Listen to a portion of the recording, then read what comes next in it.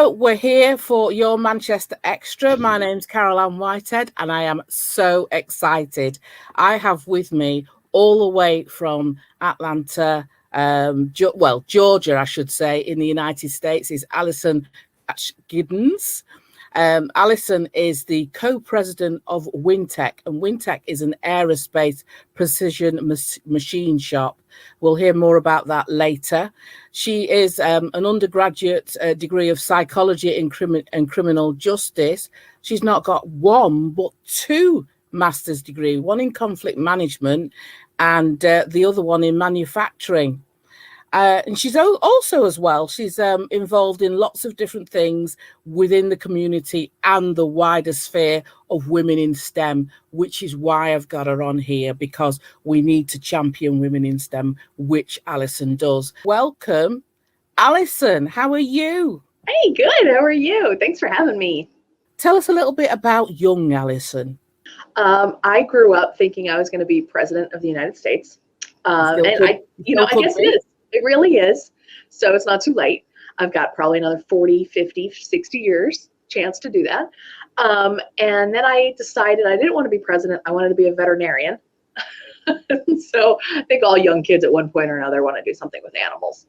And so I thought I wanted to do that. And by the time I got into college and I realized what type of chemistry was required to be a veterinarian, I said, maybe this is not for me. From people around you, who would you say influenced you, encouraged you?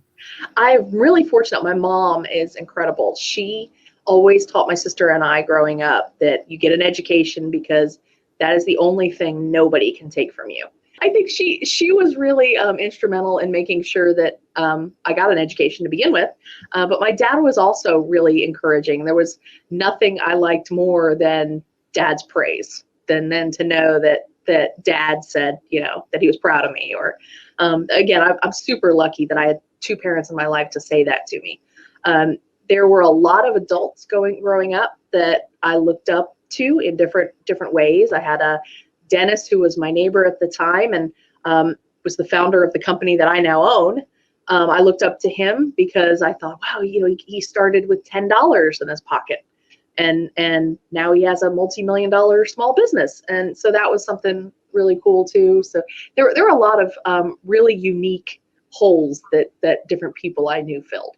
Well, yeah. So the transition from criminology to manufacturing, how did that happen? So it was all kind of accidental. So criminology and psychology, I thought, okay, well, I'm going to go into law somehow. Like maybe I'll eventually be a lawyer.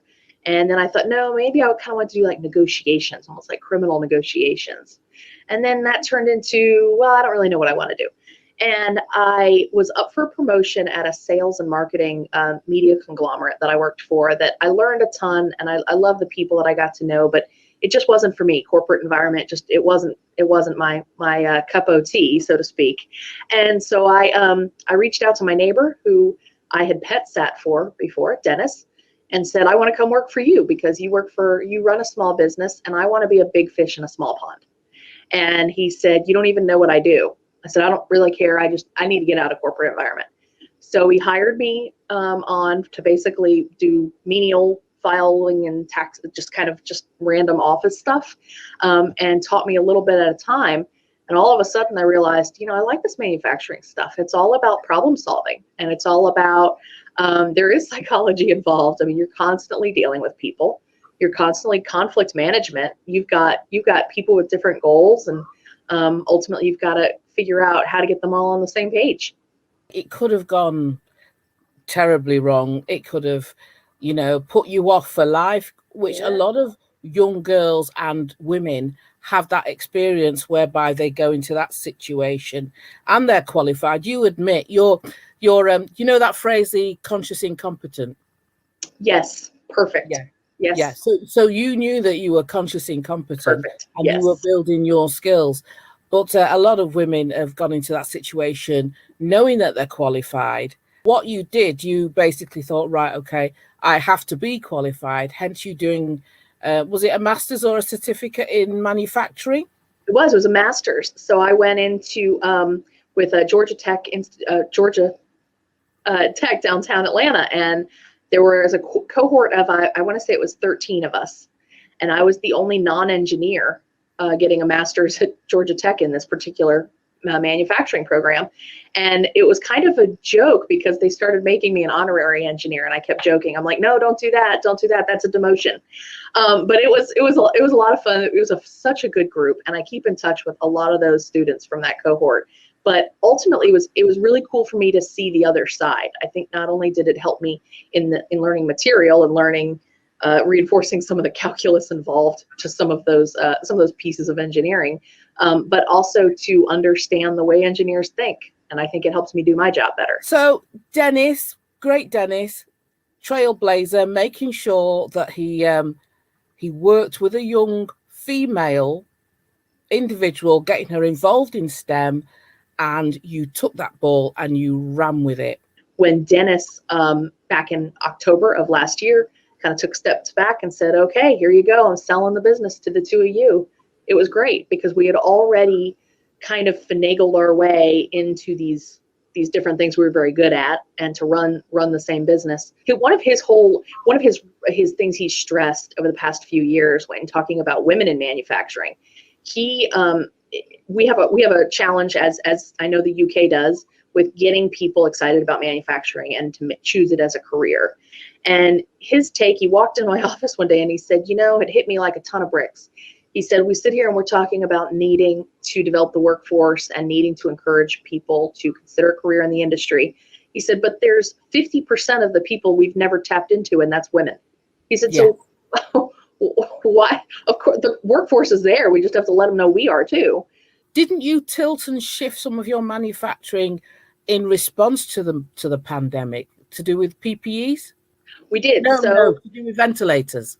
Yes, we made ventilator pieces for a minute. I feel like in the grand scheme of the world's timeline, it was in a blink of an eye. We in March of last year, that was kind of when the U.S. started realizing, we got to take this seriously, and at least in our part of town, it did. And so we were still going full steam ahead manufacturing. Wintech was. We had orders to fill. We were committed to national defense contracts, and we were doing it. And we had a commercial customer come to us who we had made parts for before, and they said, we've got an order for ventilators and we need them yesterday. So we worked with them to come up with the game plan and immediately started manufacture on them. And it gave our shop floor kind of a sense of purpose. I mean, everybody was stressed out, obviously, from everything going on and so many unknowns, but it was really cool to say, everybody, you've got to wear masks, you have to social distance, you have to do this because others depend on you to get this done. It's not about you. It's not whether or not you want to wear a mask. This is whether or not we need you on that machine. And I think that kind of gave people perspective. And we were able to fill the order and get it out. So I'm looking at it. So Cobb Chamber of Commerce, the actual title to do with the Cobb Chamber of Commerce and what you were honoured with sounds like executive woman. Sounds like you were awarded for being a woman, which is great, by the way. But what does it mean? That's really funny. I like that. It means that typically the award is given to someone who's gone above and beyond in their community, and the Chamber of Commerce in the area has done a lot for really my friendships, my business relationships, my colleagues that my go-to folks, and they have been instrumental in helping me get prepared for this Wintech transition. And I had volunteered so much with different organizations within the Chamber of Commerce, and they surprised me with this award, and it floored me because to see the other names on that list who'd received the award before me, it's typically women who are much more established in their careers, and to see my name along with somebody like Shan Cooper, who was the general manager of Lockheed Martin for several years. I mean, that's, you want to look up the term badass, and her face is there. Well, I want to move on to Advanced Manufacturing Virtual Internship. This sounds really, really fantastic. I want you to explain how the AMVI came about, but also as well the fact that you've just this year you've launched the fact that you can take it now to the neurodiversity community, which is super. So the AMVI, we joke that it's an accidental internship. We created it on accident, but it has turned out to be awesome. So we, back in March of last year, we were going to have to cancel the internships of a couple of high school students that had committed to coming to WinTech for the summer. And right before I was about to call the teacher to cancel, and I was totally bummed about doing that, I got a phone call from another teacher who I've got a good relationship with, and I couldn't say no to him. And he called and he said, I've got 2 more students that I need placed because another internship is canceled. They're on site. Can I put them with you? So I thought, okay, not only am I about to cancel on 2 students, but now I'm about to cancel on 4. And I said to him, well, I can't have them on site, but I have a virtual component to this internship. And he said, really? What does that look like? I said, I have no idea. I just made that up. So I went home and spent the next 3 days working on a virtual curriculum of an internship, which is basically exposing students to manufacturing and different components of manufacturing. So could be design, could be supply chain logistics, could be accounting, could be marketing, could be everything. But the coolest part about this was that I reached out to about 12, maybe 13 colleagues, subject matter experts in the field, and asked them, will you come on, would you jump on a Zoom with a bunch of students and basically talk to them about what it is you do and help them to understand what's all involved in careers in manufacturing. And one of those people I happened to meet when I was over on the STEM the Gap trip with you all overseas, Ram with Equitas Engineering, who's a rock star. I love Ram. And he jumped on, he agreed to be one of the subject matter experts for design engineering. The kids loved him. Wow. He ended up actually staying in touch with one of the kids and kind of almost giving a mentor-mentee relationship. But we went from having to almost cancel on 2 or 4 kids to then migrating into a virtual internship for 12 students. And now we are, I guess, 11 days into our winter version of the internship with a group of neurodiverse students. It's 11 students, and they're fantastic. And we're exposing them to manufacturing. But what we're also doing is we're showing these subject matter experts in these fields and in these companies what this community would look like as being employed, and their talents and their skills. And there are a lot of different doors and different windows opening. And ultimately, it's all about kind of seeing how the pieces fit. And that's why you're another level Blue Devil. I love it.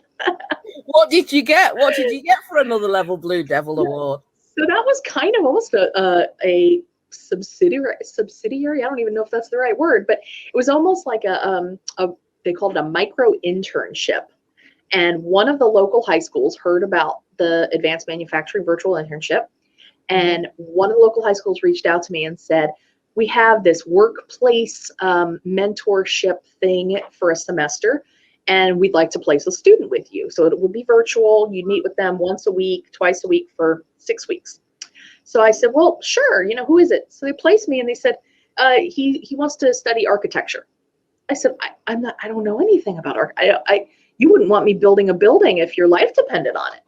And they said, well, that's okay. It's really about the business relationship and kind of getting to know a student and talking to them about workplace, relationships and resume building and networking. And so I did what I do best, and that was reach out to everybody else that I knew who knew what they were talking about. And they agreed to jump on more Zooms. And I introduced him to an interior designer who specializes in looking at different ways to design a concept or a floor plan with ADA, Americans with Disabilities Act, with that in mind. I had an architecture manufacturer come on the call, and I had a civil engineer jump on the call. So there were all these different connections that I was able to provide to the student that it really opened my eyes to the fact that why don't more people do this? I mean, this was relatively simple for me to make these connections. And it was an hour or 2 a week. I mean, you can't buy that kind of experience as a high school. Had I had that in high school, I would probably be president by now. You never know who needs your insight, and you never know what insight you'll pick up. Who is David Critchie? David Critchie was my late father. He passed away in about 10, 11 years ago now, and he was a sports nut. And he was the kind of person that when I was growing up and playing softball, he would pay for other kids to play if he knew their families were going through tough financial times. And it wasn't like I grew up rich by any means, no stretch of the imagination, but he made sure that if I had a friend on the team that was having a tough time, that he paid for it. Well, I didn't know about any of that until after he died. My mom told me. And my mom and my sister and I were really trying to figure out, what do we want to do in his name, in his honor. There's an old saying, I believe Native American saying, that says a person dies twice. Once when they die and they leave this earth, and another time when their name is spoken for the last time. And that's really stuck with me. And I don't know if it's just kind of my way of, denial or grief, or however you want to, whatever psychology, you probably have a field day in my head. But I thought, okay, well, I won't let my dad die a second time. And so we created this organization that they pay for kids to play sports when their families can't afford it. And so we mixed his love for sports with his love to make sure that those in need could be helped. He brought my sister and I up to know that if you come across somebody that needs help and you can help them, you should help them. No questions. So we've helped over 900 kids to date. But it's been really rewarding to see that kids can play a sport, the kids can get on a field, and especially during pandemic, as things begin to open up and as the world gets back to normal, sports is going to be last on the list for financial. You got parents who have lost jobs and hours cut back, and you need food on the table and a roof over your head and clothes on your body, paying what might be a couple $100 to go stand on a softball field or a baseball field as an 8-year-old. That's not going to be priority. And that's hopefully where the organization can come in and help those kids. There were plenty of things that people came forward and said, when I needed him, he did this. Or we had 1 year at softball when I must have been 9 years old. And he bought all the kids windbreakers with our nicknames on them. And we thought we were the coolest kid. And it wasn't until years later that I found out that 2 of those kids, that kind of became their jacket for years later, their winter coat for years later.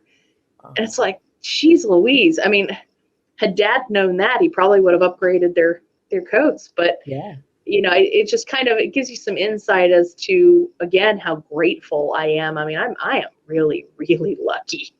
And to not only have 2 parents that supported me along the way, but supported the community too. When I read the next thing I'm going to say, when I read this, I started giggling so much because I thought, I could see her just you're crazy. I know. Why would you start doing some stand-up comedy? Why? Because, well, it was kind of on a dare. So I remember sitting on the couch. It was New Year's Eve. And I posted on Facebook, this was years ago, I posted on Facebook, I said, hey, I want to do something different in the new year, and I will do whatever the majority of my friends tell me I should do. And everybody chimed in and said, you need to do stand-up comedy, I thought, okay, well, I guess that's what I'm doing.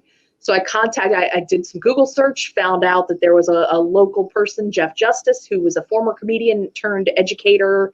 And he talks about like the linguistics of comedy and how to make things funniest and all kinds of fun things. So talked to him, joined his class, and then his class basically graduates by doing stand-up comedy at the Atlanta Punchline.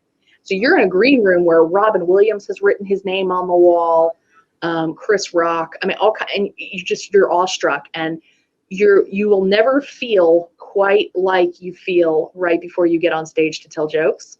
You feel like you're going to puke all over the place. But as soon as you get on that stage, it all goes away. And it was such an adrenaline rush. It was so fun.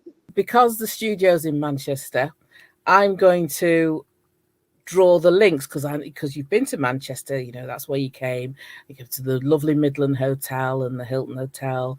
And I was honoured by getting the keys, like I lived at the Pankhurst Centre, like I was Emmeline Pankhurst's great-great-great-granddaughter or something. So I was honoured enough to invite you into my pretend home of the Pankhurst Centre. And I got you and the delegates, the delegation, to have a private viewing of the museum, which was fantastic. Yes. Because you are immortalised on the Pankhurst Trust and Manchester Women's Aid website. You are on that website of the international visitors that have come over to the heartbeat of feminism and the heartbeat of women getting the vote. And you learned so much on that day. So that I want to say that you are formally you are a daughter of Manchester. Awesome. Manchester holds a special place in my heart. I really, really liked Manchester. So Alison Creechy Giddens, thank you so much for being on our Your Manchester Extra. The extra means far and wide, but we're all one, we're all together. Do keep doing what you're doing, and we will see each other again. Absolutely. Fingers crossed next year. Yeah? We will, absolutely. Okay. Thank you. Thank you so much.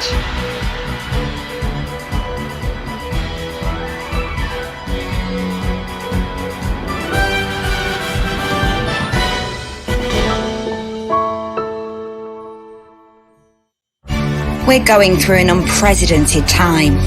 The world may be changing, but we are coming through this. We are your Manchester. We're Manchester's #1 chat show, and our chosen topic is always you. We specialise in a unique form of sponsorship and advertising that brings your brand to the forefront of conversation, both in Manchester and its surrounding areas. Your Manchester is returning, so get involved, become a sponsor or an advertising partner. We are coming through this. We are your Manchester.